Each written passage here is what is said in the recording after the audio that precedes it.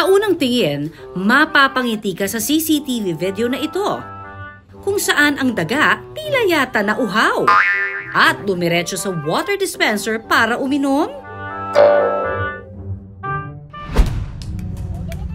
Pero kung tutuusin, may health concern ang ganitong pangyayari. Kinilabutan ako kinalabutan talaga ako. But I'm worried kasi baka mamaya sa bahay namin, hindi namin alam, nangyayari din to. Kaligtasan ng mga bata, yun lang po ang inaano ko dito. Kasi ang hirap po kasi baka magkasakit sila. Ano nga ba ang peligrong dala kapag makainom o makakain ng pagkain na kontaminado ng daga? Trending online ang wais na dagang ito na nakuna ng CCTV na pasimpleng pumuslit at uminom mismo sa isang office water dispenser. Matalino yung daga, naghanap talaga siya ng water source. So usually ang alam natin kapag kailangan nila ng water, nag-aano lang sila sa mga basins, mga ganun. Pero kung may makita silang ibang source, pwede nila lang kunin yung mga source ng for their food, for their water. Ayon sa infectious disease expert na si Dr. Kimberly Lee, ang daga may dalang peligro. Posible kasi itong may dalang sakit na kung tawagin ay zoonotic disease, kung saan ang impeksyon ay pupwedeng kumalat mula sa hayop papunta sa tao.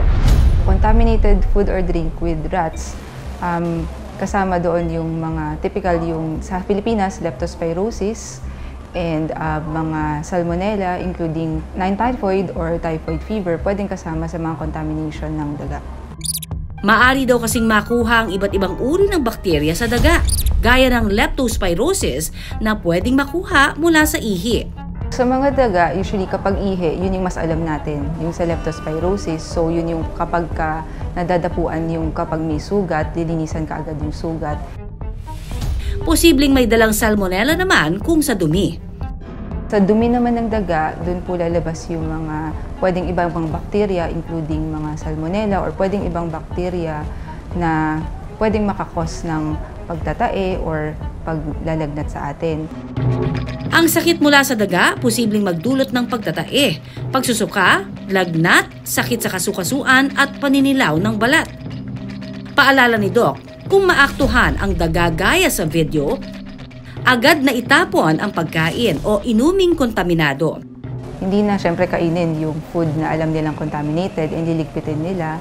And sa person naman, it's more for monitoring. So babantayan ng kahit anong sintomas, katulad ng paglalagnat, pagsusuka, pagtatae, or minsan paninilaw, sakit sa kasukasuan, kasama po yung mga sa babantayan.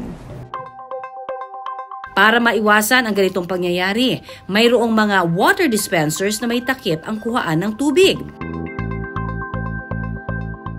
Para naman masiguro na malinis ang kakainin, siguraduhing nahugasan ito ng maigi. Panatilihin ding malinis ang paligid o di kay magkaroon ng buwan ng pest control. Kung madumi yung paligid, especially kung nakakakita na tayo ng dumi ng daga sa paligid, and kunyari kung naka-plastic, kung may mga kagat ng daga, yung mga containers, make sure lang po na malinis yung paligid na paglalagyan ng pagkain or inumin. Huwag pa kasi siguro dahil ang sakit po pwedeng sumulpot kahit sa ang sulok. Kaya siguraduhing malinis ang paligid para iwas sa daga at iwas din sa sakit. Maraming salamat sa pagtutok sa Pinoy MD. Para po sa iba pang kaalaman tungkol sa ating kalusugan, mag-subscribe na sa GMA Public Affairs YouTube channel. And of course, don't forget to hit the bell button for our latest updates.